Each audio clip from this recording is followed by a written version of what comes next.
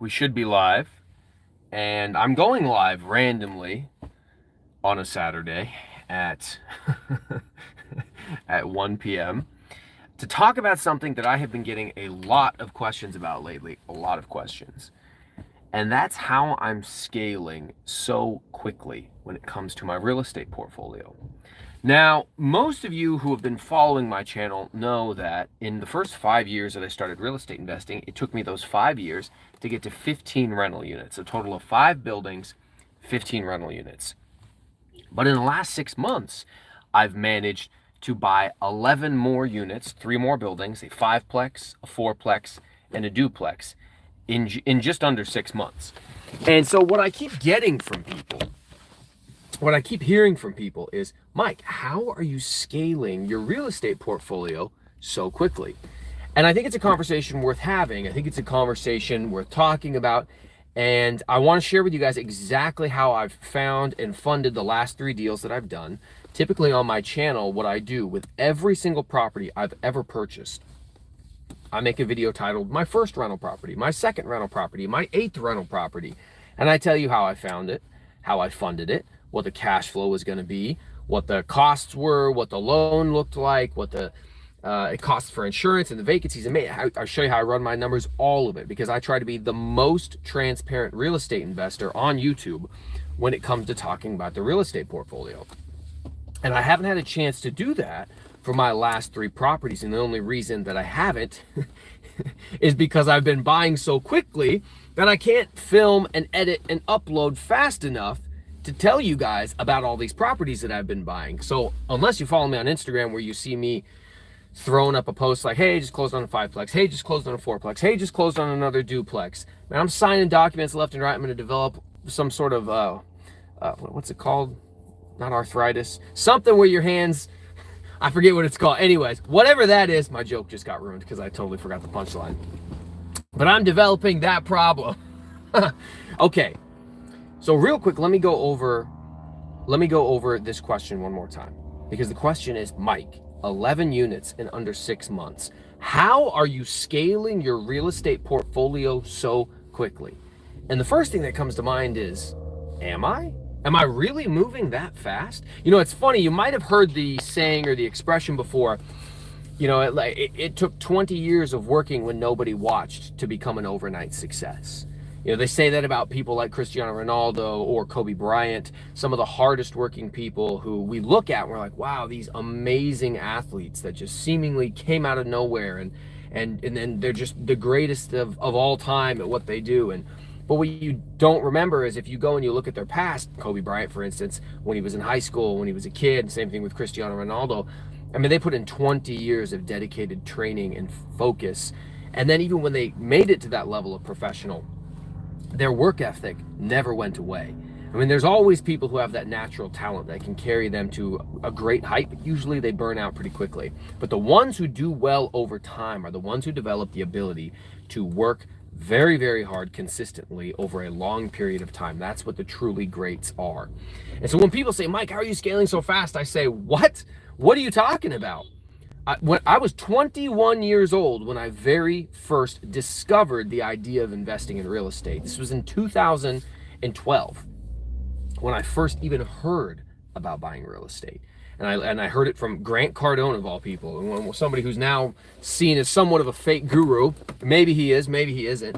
But that was the first time I ever even heard of investing in real estate. And it took me from 2012 until 2018, 6 years, to get my first rental property. It then took me another 1.5 years before I got my second rental property. And then I was able to get my third, my fourth, my fifth, and between 2018 and the end of 2023, 5 years almost to the dot, was when I got my 10th rental property. And that was a total of 15 units because I had a couple duplexes and like a triplex in there. And as I mentioned earlier, I've now, since November of 2023 to April of 2024, I've closed on 11 more units, 3 more buildings. And so people are asking me, well, how are you scaling so quickly? How are you becoming an overnight success, Mike? How are you doing it? And the only thing I can say is what you forget. And one of the reasons for this YouTube channel was so that I could actually line out my journey from start to finish, because I felt that when these fake gurus, not all of them are fake gurus, but when the Grant Cardones, the Graham Steffens, the Meet Kevin, the Chris Crone, even the Michael Zubers of the world, when I hear the stories of these individuals who have 137 rental units like the Lumberjack Landlord, or 180 units like Michael Zuber, or 18 and 19 units like Dion has, I say to myself, well, how did they do it? And when they share their stories on YouTube, are they giving me a sugar-coated version where they don't talk about how difficult it really was, where you don't actually get to see it happen over time, maybe the uncertainty that they had at different points? Am I getting this dressed up version of the past that they're telling me through this lens to try to impress me so I'll buy stuff from them, in the case of Graham and Meet Kevin and Grant Cardone and Chris Cardone and all those guys? So I decided to make this channel because I wanted to actually document in real time. And I'm unbelievably flattered, very much flattered, that people would now be messaging me, how are you doing it so fast, man? How are you scaling so quickly? And all I can do is say, what are you talking about? Go watch the 7 years of videos on my channel where it's just me working overtime, me talking to an agent, me buying a property, me dealing with a tenant, whatever the video topic of the day was. This does not feel like I'm moving fast at all. Now, that being said, I do understand 11 units, 3 properties in less than 6 months. That is certainly faster than how I was scaling up. And the best way that I can really describe it, Dion talks about the income snowball. Well, I think right alongside the income snowball, typically you're going to see the rental acquisition snowball, where we all think of a snowball rolling down a hill and getting bigger and picking up speed. But in reality, on an exponential graph, it's the opposite of a hill. You are growing at an ever increasing rate. And so even though time doesn't pass any faster, as you get more and more, you just start to hit that exponential growth. And Dion talks about the first 5 years, so does Zuber, so does the Lumberjack, first 5 years being trash. They're difficult, they're hard, they're not easy. You don't make much money. You spend a lot in repairs. You're learning in terms of how to deal with tenants and property managers, and the BRRRR strategy, and HELOCs and debt, and private money, and seller financing, and all these different things out there that I've incorporated into the strategies that I'm using that have helped me to grow at the rate that I'm growing. First of all, let me say hi to everybody. Brett, Kesey, and old guy REI, thanks guys for being here. I really appreciate it. There's 13 of you guys here. Remember to like it. If you guys are here, hit the like button for me. It does help the YouTube algorithm. I do appreciate that. If you're wondering why I'm sitting in my car doing a live, it's because I was supposed to have a work meeting at 12:30 and then go to a real estate meetup at 2, and my work meeting got bumped back. I'm also not in uniform. It's my day off. I drove in all the way for this, and I'm now getting shafted for another hour and a half of wasted time. Whatever. Neither here nor there. I'm growing much faster than I was, and I'm going to share with you guys the tips and tricks and the strategies that I'm using to make that happen. Because I do think that they're available to you. I do think you can grow faster than you may think possible. But I would encourage you to remember what Dion says, which is to never compare your year 1 to somebody else's year 10. Or for some of you, your year 1 to my year 5. I'm in year 5. All right. So I'm further ahead than a lot of you guys might be. I have more experience. I have more of a network that I've built. I've developed some more skills when it comes to seller financing, creative financing, and things like that. Let me hit this question because, you know what, I don't know how easy it's going to be for me to do a live on my phone. I've only done this one other time and I have my computer to assist. So it says, hey Mike, I bought an apartment in Florida in 2020. I'm now sitting in about 80,000 in equity, and I'm thinking of getting a HELOC, but it's just not enough to buy something outright. What would you do? Oh, and Cynthia Contreras, thanks for joining. Yeah, so first of all, get the HELOC, absolutely. Just having a HELOC sitting there does nothing negatively to affect your credit at all. So all it does is you just now have access to an $80,000 loan that you could use in case a deal pops up. You can jump on it quicker than somebody who has to apply for a loan or somebody who has to then apply for the HELOC. And now I've spoken with my lenders. Not all lenders are created equal. It's possible that you can draw the money from your HELOC, and while that might affect your debt to income ratio slightly, you can use the money from your HELOC as the down payment for a loan for another property. I've had that conversation with my lender, and he said, yeah, you can pull from your HELOC and use that money as the down payment to buy a property. What you then have to consider is, well, now if I've done that, well, now I have a payment on my HELOC as well as my mortgage payments. You want to factor that in when you're running your numbers. That being said, I'm not against the idea of using a HELOC. I've used the HELOC many, many times. At this point, I've used the HELOC multiple times to do the BRRRR strategy. Buy a property, fix it up, cash out refi. And I've done that like 5 times now, I think, 4 or 5 times. Anyways, even including right now in 2024, I'm working on a burst strategy. I'm working on a few burst strategies, actually. So for those of you out there who are thinking the burst strategy is dead, it's not. It's just gotten harder to do. You have to buy with that much more of a margin. So let me get back to the topic for the video. Kim, thanks for jumping in. How am I scaling so quickly? First of all, I don't think that I am. Second of all, try not to compare year 1 to my year 5. Third of all,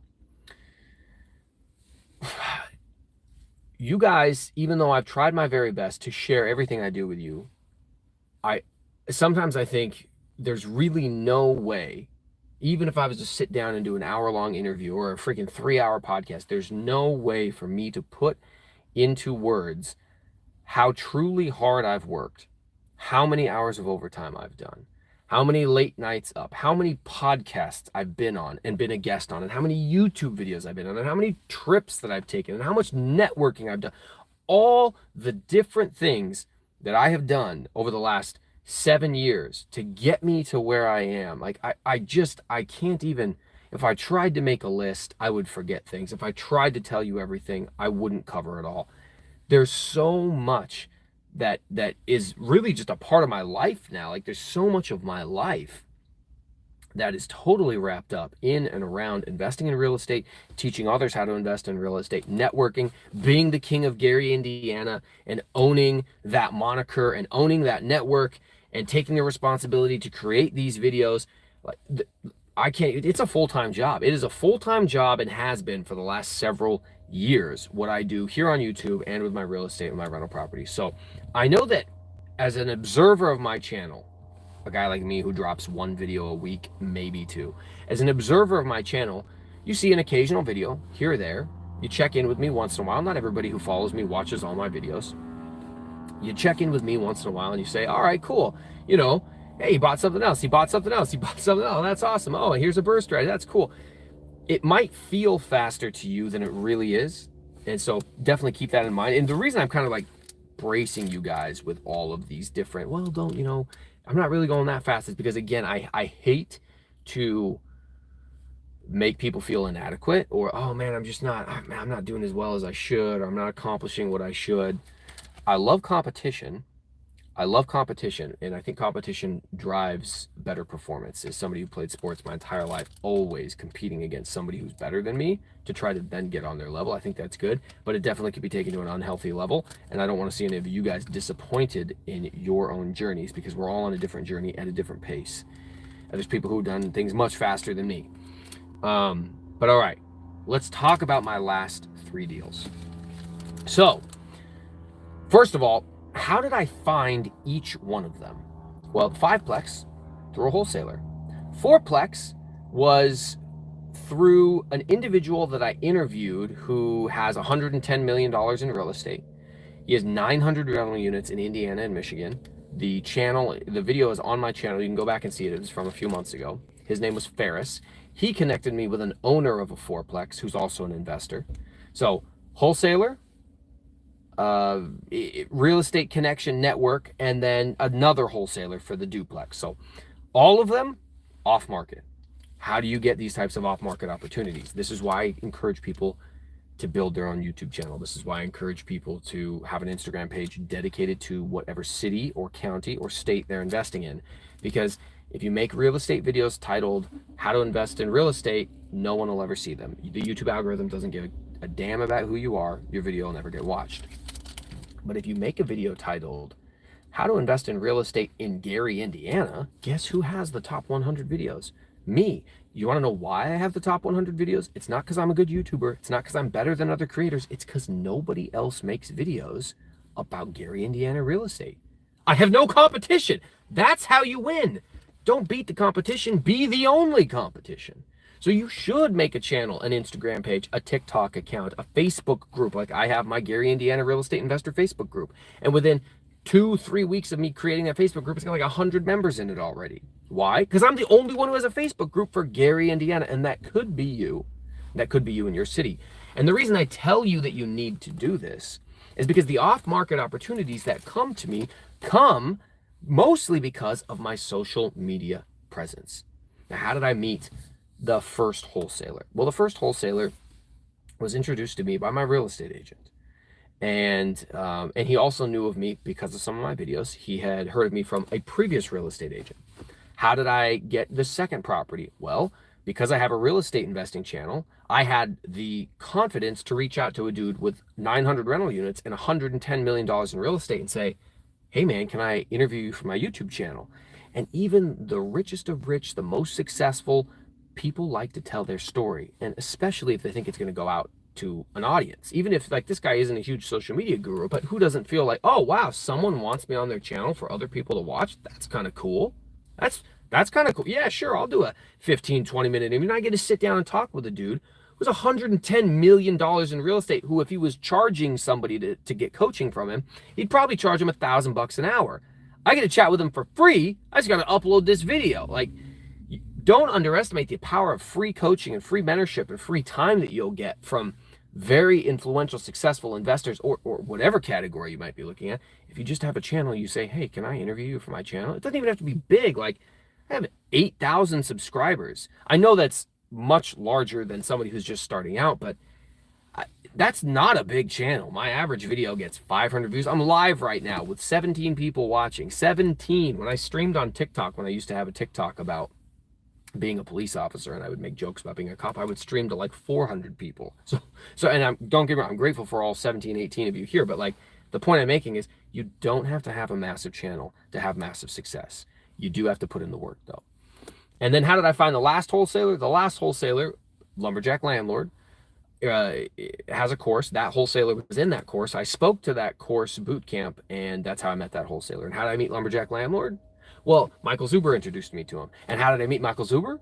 Well, I posted in a Facebook group 7 years ago that I got my first, or 5 years ago that I got my first rental property. And Michael Zuber saw the post, asked me to come on his channel. And I said, I will if you come on mine, with my 200 subscribers at the time. And he had 2,000. Like, all of the virtual networking that goes into making these relationships stemmed from YouTube. Stemmed from YouTube. This is why I tell people to do it. And I'm so glad that I've seen many of you guys take me up on that. And every time I see one of you guys make a channel, I subscribe to it. I watch your videos and I freaking leave a comment, okay? I follow along with what you guys are doing because I'm grateful for all the support you've given me. The least I can do is give back. So, that's how I found these deals. Wholesaler, network, wholesaler. And all those wholesalers came from my network. Now we talk about the price. Okay, well, the first one, fourplex, $180,000 cash. I didn't have $180,000. So this was the first deal that I decided to take partners on.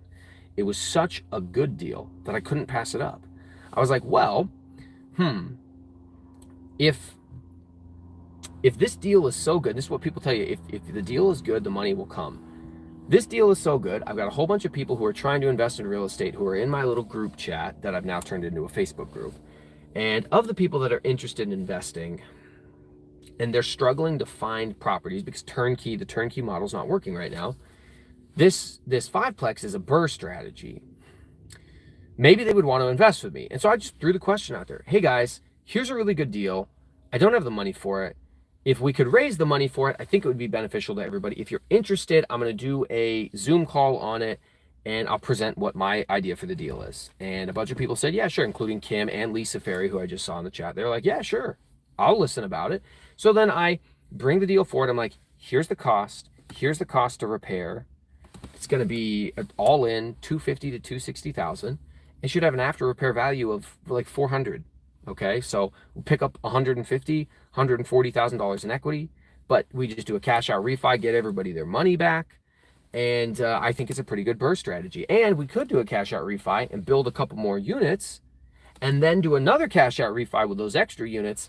And I'm telling this story to people and I'm showing the numbers and I'm like, well, here's the comps based on what my agent's showing me. And even like, and I pulled up a sixplex that was close by and another fiveplex that was close by. I'm like, you can see what the values of these properties are, even if we're on the low end of this and we just get 350, which I would be baffled if it came back at 350. But let's say the worst happens. It comes back at 350 instead of 400 or 450.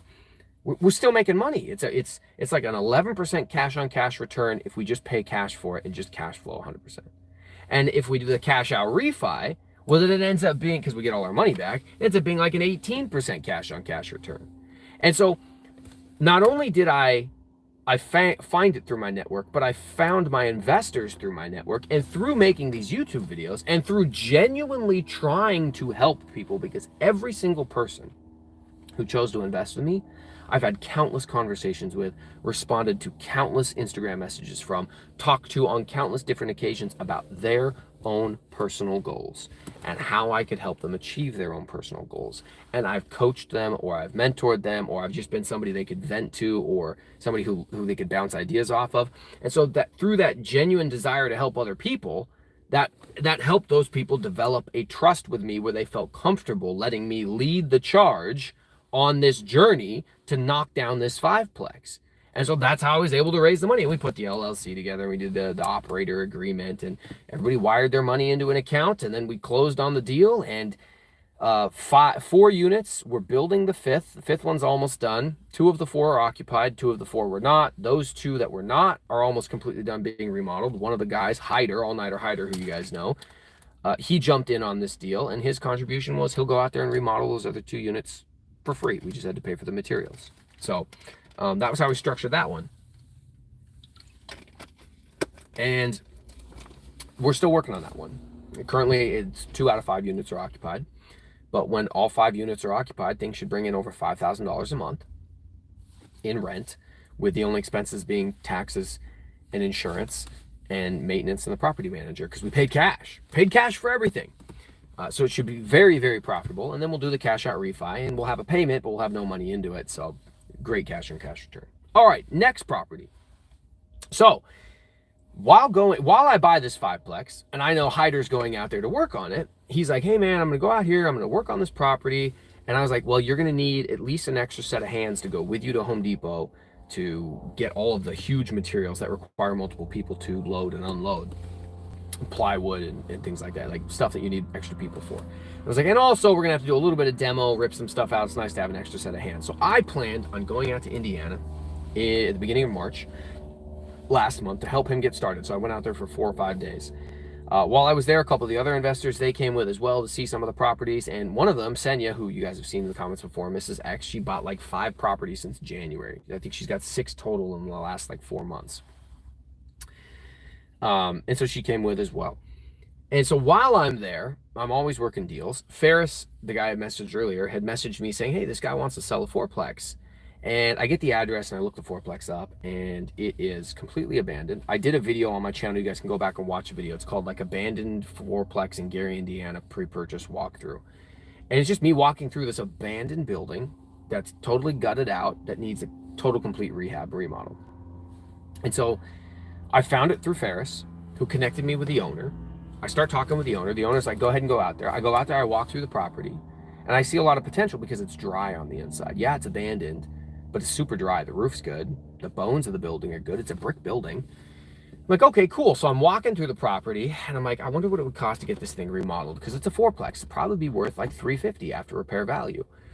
And the guy wanted $38,000 for it, and I was able to talk him down to $27,000 for it. So I picked up this fourplex for $27,000, and I had my contractors come out before I actually closed on the property. I had them come out, walk through it with me, and then give me an estimate. And they gave me an estimate of $95,000. That's $20,000 per unit and $15,000 for the outside to completely remodel. New electrical, new plumbing, new HVAC, flooring, sheetrock on the walls, cabinets, counters, bathrooms, vanities, everything.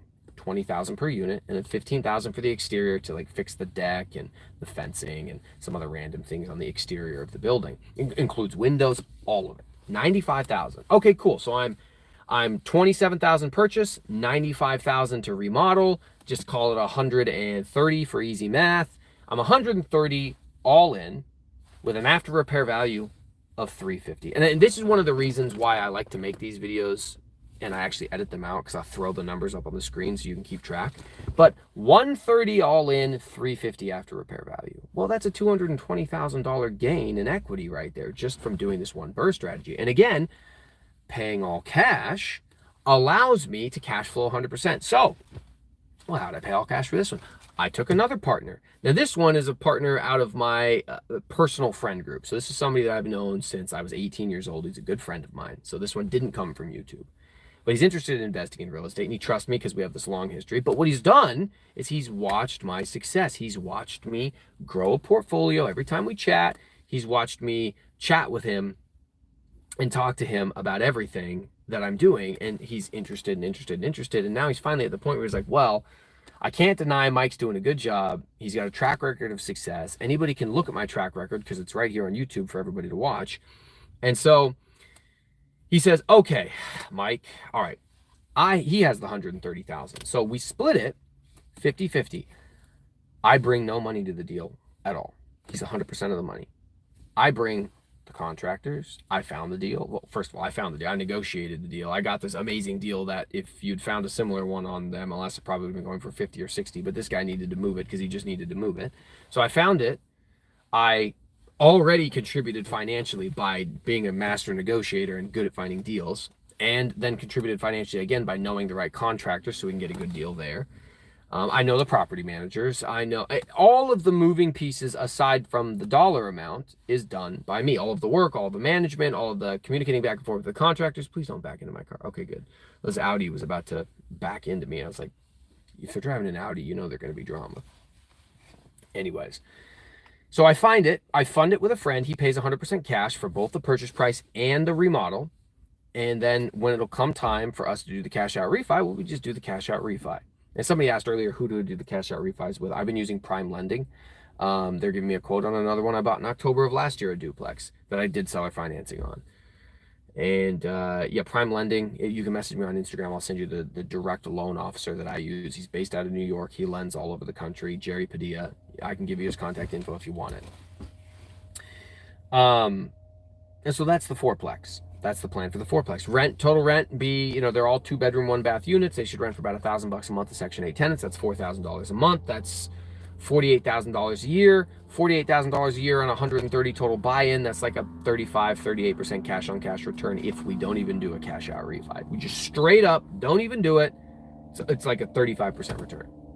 Pretty good numbers. And then the last deal while I'm out there in Indiana, another wholesaler, the wholesaler who I bought a duplex from in October of last year that I just referenced, has another single family house. This one's owned by a pastor of a church. And I go out and I got a video popping up on my channel here the next week or so, which is like the neighborhood walkthrough and the interior walkthrough of that building. And this one looks awful. It's definitely the worst property I've ever bought. There's roof sagging in and caved in over the porch. Porch is sagging in. It's going to need to be rebuilt. The porch will be in that part of the roof. But you go inside. House is dry. Definitely needs to be remodeled. Not a full gut tear out, but needs to be remodeled, certainly updated. Green, nasty, ugly kitchen or bathroom. But everybody thought it was a single family house. I get out there, it's a duplex. It's an up-down unit. Entrances, 2 entrances on the bottom floor, 2 entrances on the top floor. I'm like, oh, it's a duplex. Well, that's great. How much is it for sale for? $8,000? I could probably do that. It's $8,000. $8,000 with a wholesaling fee. So, $18,000, pay the wholesaler $10,000. So $18,000 to pick this property up. Maybe $60,000 in remodeling, more than usual. $60,000 in remodeling because I got to do a little bit of work on the roof, the front porch, and then remodel the interior. So I'm all in what? All in 80? All in 80,000. What's the ARV on this property? Well, the after repair value on this property is easily 150. Easily 150. So I'm almost doubling my money. And one of the things you should keep in mind when it comes to doing the BRRRR strategy is that you don't want to, a lot of people say, oh, you want to have your all-in cost be 75% of the ARV. I think one of the reasons why people are getting scorched on the BRRRR strategy right now is because 75% of the after repair value, like my purchase price plus remodel was $75,000, and my after remodel value is $100,000. That's 75% of the ARV. That 25% gap, I don't think is big enough. I think it should be like a minimum 35%, and I like 50%. I like all in 80 with an ARV of bare minimum 150 and more realistically 160 to 180. I like that much better. That feels better to me. So, because there's just so much more spread that if you get your numbers wrong, you're not going to be hurt when it comes time to do your cash out refi. And so I picked that one up, and that's one I'm actually going to use private money for. And I've done private money on a couple of properties, and you can watch my videos on that.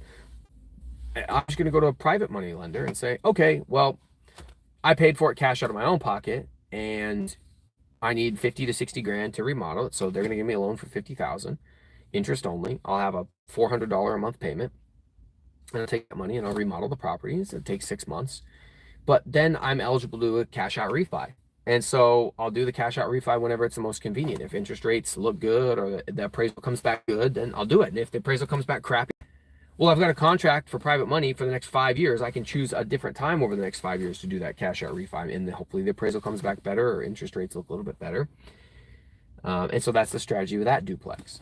And so, I'm sorry guys, I know my nose is itching. I have crazy allergies this time of year, but it's raining, so I would think I was doing okay. And I think my meeting's gonna start here, hopefully in 20 minutes. I don't think they're gonna push it back again. I tell you guys all of this because, again, as I mentioned earlier in the video, I try to be, and if you're just joining in, like the video, subscribe to the channel. I really appreciate it if you guys do that for me. It does help the algorithm. But I share all of this with you because these complex investing strategies that I'm talking about, self-financing, working with wholesalers, paying cash, doing the BRRRR strategy, partnering with other people, starting an LLC, taking private money, all of these different complex strategies, estimating the repair costs, knowing the contractors, being able to pick the phone up and know somebody's going to answer, all of these things that I'm now able to do today like that. 5-6 years ago, there was no way. There was just no way that I could have had the network in place, the skill and the confidence and the knowledge to be able to make these deals happen. It would have taken a long time to find the right people. And it did take me a long time to find the right people. But now that I've found them, I don't have to find them again. That was a one-time cost or investment of my time to find and build that relationship. And now I'm just on maintenance, which is great. It's just that much easier for me to do, for me to do these types of deals. So, Mike, how are you scaling so fast? And my answer to you is, I spent years laying the groundwork, gaining the knowledge, saving the money, cutting my teeth, learning how to manage my own properties, learning how to manage my property managers, meeting contractors, estimating the repairs, doing the repairs, working through cash out refinances, working through just regular traditional loans, placing tenants, evicting tenants. I spent years building all of the skills, just like Kobe Bryant dribbling a basketball in the gym for 10 years before anybody ever knew his name. Just like Cristiano Ronaldo working on his free kick. Back when everybody knew David Beckham had the greatest free kick ever, Cristiano Ronaldo's out there hitting the ball 150 times at the end of practice every single day when everybody else has gone home, and he's just taking free kicks. And now he's the greatest free kick taker of all time, in my opinion. And if you disagree with me, you're wrong. Get off my stream. I put in years of effort that nobody saw. Even though I tried to kind of capture it for you guys here on YouTube, you have no idea. The folder of videos on my phone of me driving home from a SWAT call out at 3 in the morning or stuck in my car working overtime. I just put my phone up, clicked record, and I'm driving because I'm on my 18th hour of being awake and driving home from a SWAT call out where I just got gassed and I just, carrying 70 pounds of gear for 8 hours. I'm trying so hard not to fall asleep, and I'm like, okay, I gotta talk to somebody, but it's 4 in the morning and no one's awake. I'm just gonna talk to my phone. I'm gonna talk to you guys. I just can't upload it yet. I gotta wait till I'm retired and I'll upload. But I got the folder of videos on my phone of like 50 videos deep of me just like, yep, here I am working again. And I don't even record even half the times that I do it. I don't even record anything. But just those videos are there so that one day when people go, did he really work that hard? Bro, look at the playlist, okay? I was dying. I was exhausted out here, man. I worked so freaking hard. You'll never understand how hard I was truly working. And that's what I mean when I tell you guys. Until you've done it yourself. You know who I know knows what it was like? You know who I know? I know they know. And I wish one of them was on the stream right now. And I'm sure they'll watch it later. Dion, the lumberjack, I know they know what it's like to never sleep. I mean, I'm stuck working. Today, I had to work until 5 o'clock in the morning because my shift is now 7 p.m. to 5 a.m. And one of my guys arrested a very combative, angry DUI. Guys like threatening everybody. I gotta be careful what I say on YouTube, but I'm going to physically do damage to you to the point where you're unalived. Just the worst things. And so now we're all extending because we all got to go with to make sure that this guy, nobody's stuck by themselves or anything like that. handling this, dude. So I'm out till 5:30 in the morning. I get home, I get to sleep at 6, and I got to get up at 10:30 in the morning so I can drive all the way up here for this leadership meeting that was supposed to start at noon. Now I'm like running on 4 hours of sleep, and this is just another day for me. It's just what I do. People ask me, how do you have time to play soccer, go to the gym, be on the SWAT team, handle your calls, be a single father, work a full-time job, and do the YouTube channel, and make the shorts, and how do you do all this? And my joke is just always, I never sleep. It's against my religion, apparently. I'm not allowed to sleep. And I know that people like the Lumberjack and people like Dion because I know enough about their story, and I've spent enough time hanging out with them and spending time. I'm going to see Dion later today. I know enough about their story that I've heard them talk about when they were doing their push, when they were doing their sprint. And I think really everybody has to do that push, has to do that sprint. You have to go through that period of life, whether it be your investor journey or, as I mentioned earlier, when it comes like sports or something, you have to go through that period of life. You put your head down and work. And it's not glamorous. It doesn't feel good. It isn't fun. It's very thankless. You don't see the results. If you start going to the gym today and you've never been to the gym before, if you go to the gym today and you work really hard for an hour and a half and you go home, there is no physically observable change in your body that has taken place at all. But if you do it for 6 months, you're probably going to lose some weight. If you do it for 6 months, you're probably going to gain some strength. You're going to put on some muscle. If you do it for 5 years, now people are going to walk up to you and say, "Oh, I could tell you work out, man. Look, you're big, dude. You're a big guy in the gym," or lady. I guess you're the little lady in the gym. I don't know. I don't know what you say to. Well, I mean, I know what I say to ladies. I don't know what they say to each other. But the results don't come immediately, and you don't feel the effects for the first 5 years, like we talk about when it comes to investing in real estate. The first 5 years suck. They're slow. You don't make much money. I'm constantly funneling money out to buy more properties, to remodel properties, looking for tenants. Nothing is fun about the first 5 years. But if you stick it out, if you just keep coming back, if you just keep showing up, if you just don't give up, if you refuse to be a quitter, if you're willing to stick it out through all the crap, all the doubt, all the self-doubt, all the family, the friends, the parents. Oh, wow, look at this guy who thinks he's a YouTube star making YouTube videos now. And oh, look at this guy how's your little business doing? How's your investments doing? Yeah, man, I got 27 rental units now. Yeah, it's pretty good. Yeah, you know, when they're all done being remodeled, that'll be an average of $1,000 per unit. It's like $27,000 a month. And then you start saying that, and people go, "Wait, what?